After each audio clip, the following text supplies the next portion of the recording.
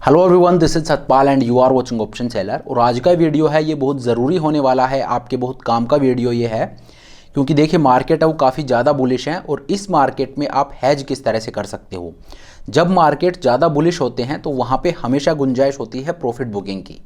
इस वजह से मार्केट में थोड़ा सा करेक्शन है वो हमेशा एक्सपेक्टेड रहता है और इस करेक्शन में आप फंस ना जाओ, इसीलिए आज मैं आपके साथ एक हैजिंग स्ट्रेटजी शेयर करने वाला हूं।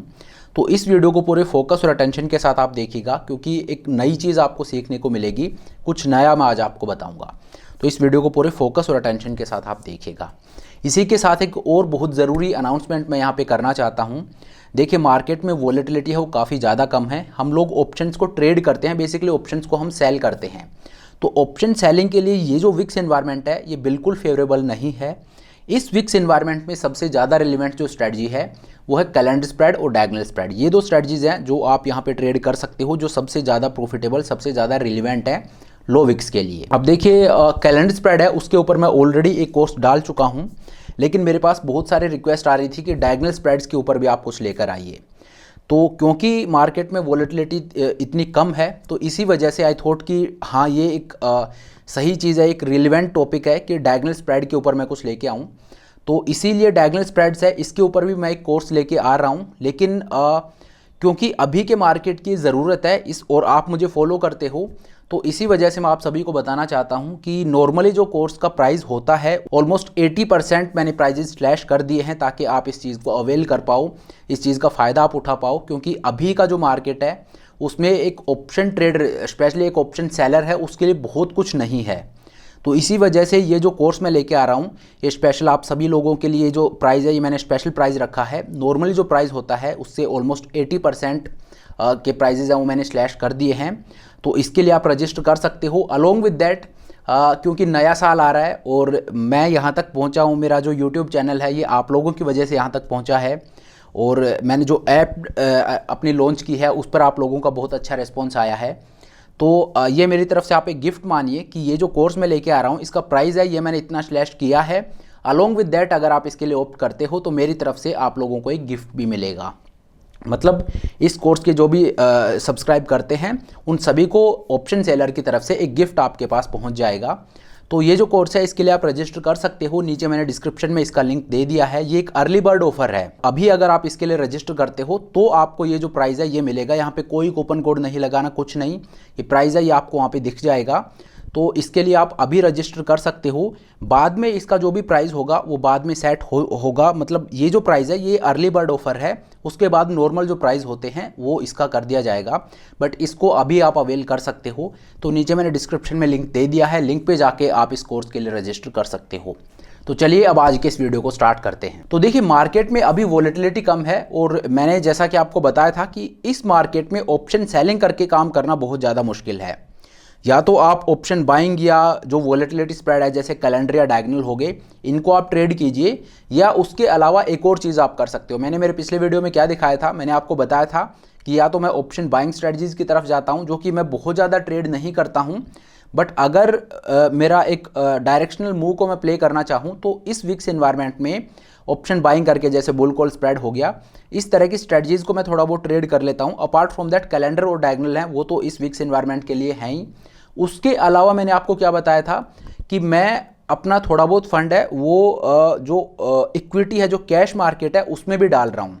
वहाँ पे मैं इन्वेस्टमेंट नहीं कर रहा हूँ, मैं अगेन आपको बता दूँ इन्वेस्टमेंट नहीं कर रहा हूँ वहाँ पे मैं सिर्फ ट्रेडिंग ही कर रहा हूँ। लेकिन जो स्टॉक्स मुझे पसंद है, जिन पे मैं काफ़ी ज़्यादा बुलिश हूँ, या जैसे निफ्टी बीज का मैंने आपको बताया उसी में मैं इन्वेस्टेड हूँ, तो अपना पैसा वहाँ पे भी मैं डाल रहा हूँ। क्यों? क्योंकि ऑप्शन सेलिंग यहाँ पे मैं नहीं कर पा रहा हूँ। ऑप्शन बाइंग के लिए 2-3 स्ट्रैटेजी हैं, उसके अलावा ऑप्शन सेलिंग जो मैं नहीं कर पा रहा हूँ तो उसकी जगह मैं क्या कर रहा हूँ, मैं कैश में अपना पैसा लगा रहा हूँ, जैसा कि मैंने आपको पिछले वीडियो में बताया था। तो वो वीडियो आप देख सकते हो, उसमें पूरा मैंने अच्छे से एक्सप्लेन किया है कि मैं क्या कर रहा हूँ, जो मेरी स्ट्रैटेजी है वो मैंने वहाँ पे रिवील की थी। तो देखिए यहाँ पे होता क्या है, जो चीज़ मैंने आपको बताई थी उसमें एक बहुत बड़ी दिक्कत है। मान लीजिए आपने निफ्टी बीज में पैसा लगा रखा है, अब निफ्टी है वो काफ़ी ज़्यादा बुलिश है, निफ्टी ऑलमोस्ट 21,500 के आसपास पहुँच गया है। तो निफ्टी बीज में जब आप पैसा लगाते हो तो वहाँ पे आपका जो टाइम होराइजन है वो थोड़ा सा ज़्यादा आप लंबा लेके चल रहे हो कि ठीक है ये जो मार्केट है यहाँ से अगर ऊपर जाएगा तो वो जो बुलिशनेस होगी उसको मैं राइड करना चाहता हूँ। लेकिन जब मार्केट एक लाइफ टाइम हाई के पास में आता है तो वहाँ पे प्रॉफिट बुकिंग है वो हमेशा एक्सपेक्टेड रहती है कि एक प्रॉफिट बुकिंग वहाँ पे हो सकती है। तो देखिए, एक तो प्रॉफिट बुकिंग है वो एक्सपेक्टेड रहती है लाइफ टाइम हाई के पास। उसके अलावा दूसरी चीज़ क्या है कि मान लीजिए आपका अपना एनालिसिस है वो भी ये कह रहा है कि यहाँ पे थोड़ा बहुत करेक्शन है वो आ सकता है।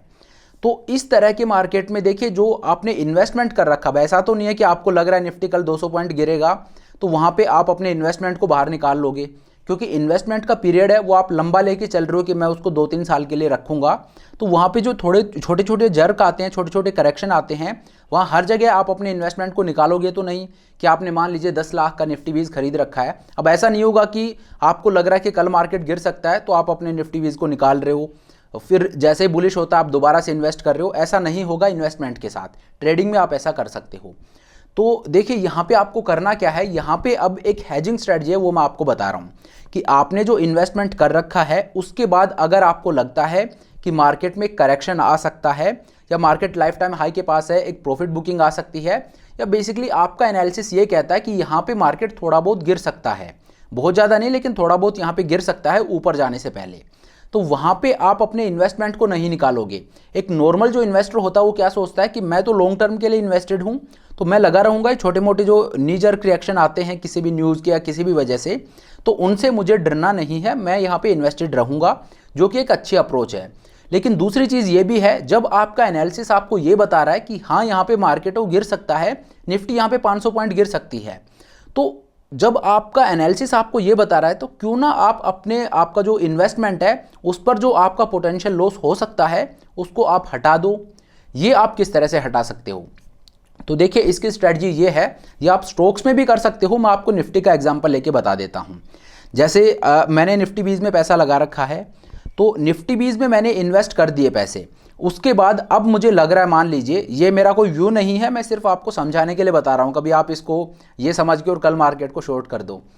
मान लीजिए मार्केट, मेरा व्यू ये है कि मार्केट काफ़ी ऊपर चला गया और यहाँ से अब मार्केट 500 पॉइंट गिर सकता है।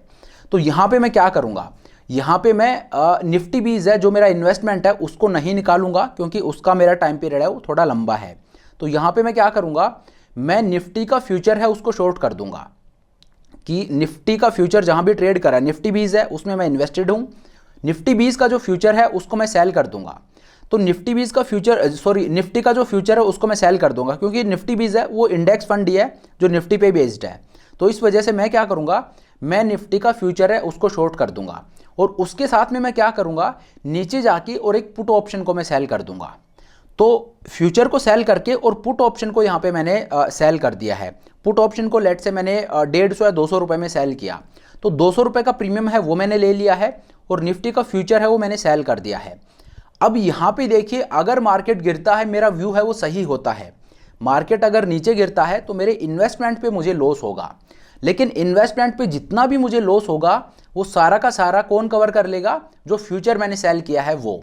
तो मतलब मैंने जो इन्वेस्ट कर रखा था उस पर कोई दिक्कत नहीं हुई, उस पर कोई लॉस मुझे नहीं हुआ, जबकि मार्केट गिरा भी है, क्योंकि जो लॉस मेरे इन्वेस्टमेंट पे हो रहा है उतना प्रॉफिट मुझे निफ्टी का जो फ्यूचर मैंने सेल किया है उस पर हो गया है।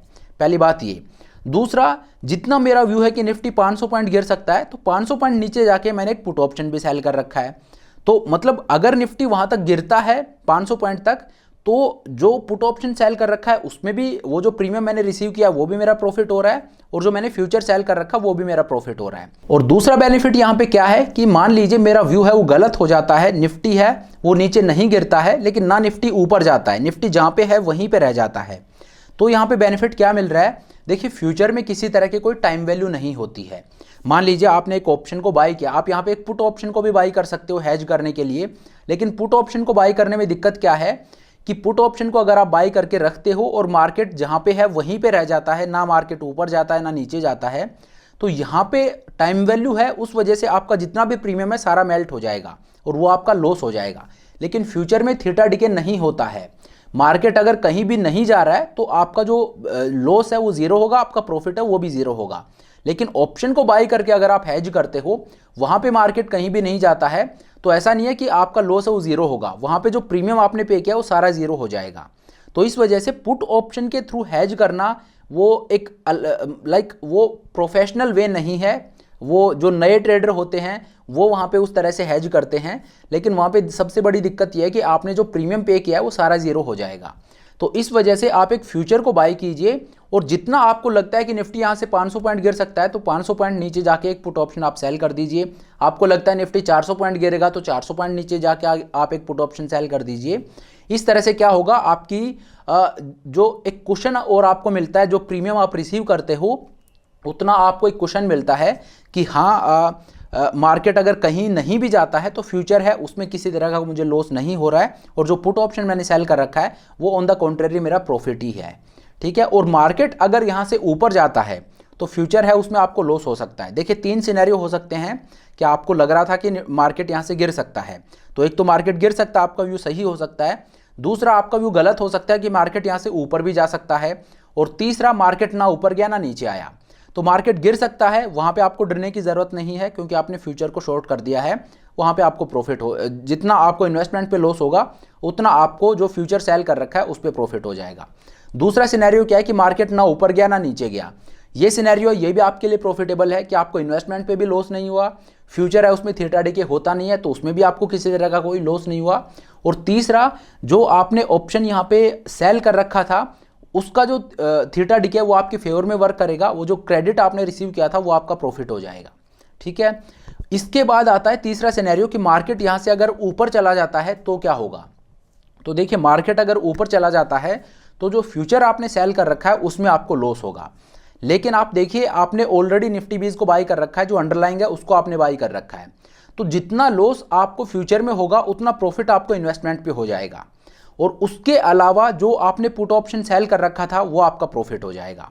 तो मार्केट अगर ऊपर जाता है तो भी आपको छोटा मोटा प्रॉफिट ही हो रहा है, मार्केट अगर कहीं भी नहीं जाता है तो भी आपको जो क्रेडिट आपने रिसीव किया पुट ऑप्शन को सेल करके वो आपका प्रॉफिट हो रहा है, और मार्केट अगर नीचे गिरता है तो वहाँ पे आपके इन्वेस्टमेंट पे किसी तरह का कोई लॉस नहीं हो रहा है क्योंकि आपने फ्यूचर को सेल कर रखा है।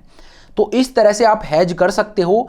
प्लेन ऑप्शन को बाई करके अगर आप हैज करते हो तो वो प्रोफेशनल तरीका नहीं है। कई मौके होते हैं जब हम वो भी कर सकते हैं, लेकिन अगर आप इस तरह से इन्वेस्टेड हो मार्केट में तो वहाँ पे हैज करने का सबसे सही तरीका है वो फ्यूचर्स के थ्रू है। इसीलिए बोलते हैं कि फ्यूचर और ऑप्शंस हैं वो एक हैजिंग टूल है। जो चीज़ मैंने आपको बताई, जो स्ट्रेटजी मैंने आपको बताई है, असल में फ्यूचर और ऑप्शंस हैं ये इसी चीज़ के लिए बने हैं।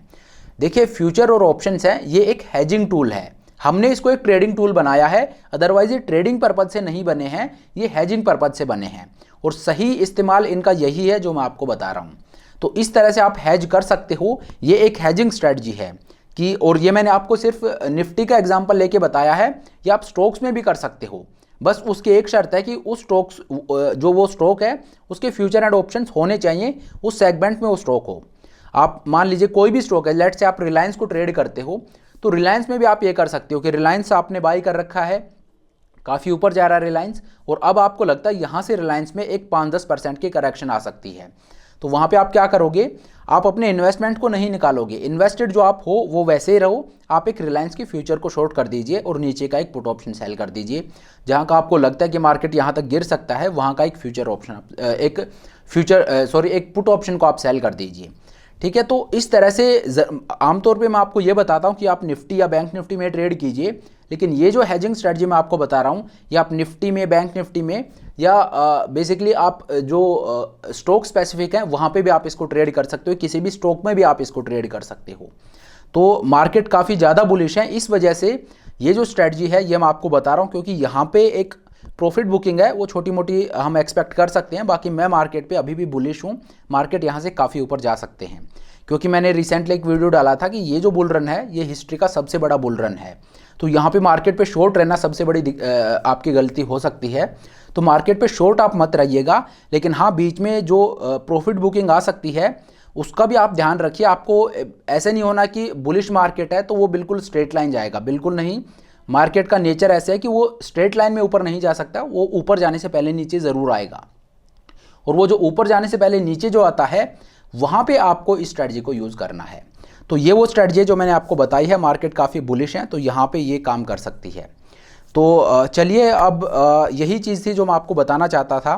इसको आप यूज़ कर सकते हो अगर आप मार्केट में इन्वेस्टेड हो तो चलिए अब आज के इस वीडियो को यहीं पे ख़त्म करते हैं। लेकिन हाँ, एक बार फिर से मैं आपको याद दिला देना चाहता हूँ कि डायगोनल स्प्रेड्स हैं जो कि अभी के मार्केट में सबसे ज़्यादा रिलेवेंट स्ट्रेटजी है, कैलेंडर और डायगोनल्स। तो कैलेंडर के ऊपर मैं ऑलरेडी पब्लिश कर चुका हूँ एक कोर्स। डायगोनल स्प्रेड है, इसके ऊपर मैं लेके आ रहा हूँ, और क्योंकि ये इतना ज़्यादा रिलेवेंट स्ट्रेटजी है इसीलिए इसका जो प्राइस है वो मैंने आपको बताया कि ऑलमोस्ट 80% मैंने स्लैश कर दिया है प्राइस। तो इसके लिए आप रजिस्टर कर सकते हो। अपार्ट फ्रॉम दैट आपको एक गिफ्ट भी यहाँ पे मिलेगा अगर आप इसके लिए सब्सक्राइब करते हो, इसको ऑप्ट करते हो। तो ऑप्शन सेलर की तरफ से as a New Year gift मान लीजिए आपको एक गिफ्ट भी मिल जाएगा जो आपके घर तक पहुँच जाएगा। तो नीचे मैंने डिस्क्रिप्शन में लिंक दे दिया है, लिंक पे जाके आप इस कोर्स के लिए ऑप्ट कर सकते हो। ये जो ऑफ़र मैंने आपको बताया ये अर्ली बर्ड ऑफ़र है, बाद में इसका प्राइस है वो नॉर्मली जो होता है वही हो जाएगा। लेकिन शुरू के जो कुछ स्टूडेंट्स हैं जो इसके लिए ऑप्ट करेंगे उनके लिए एक अर्ली बर्ड ऑफ़र है। तो चलिए अब आज के इस वीडियो को यहीं पर ख़त्म करते हैं। Thank you so much for watching the video. I hope ये वीडियो आपको पसंद आया होगा। अगर वीडियो अच्छा लगा तो मेक श्योर आप वीडियो को लाइक करें, चैनल को सब्सक्राइब करें। This is Satpal signing off.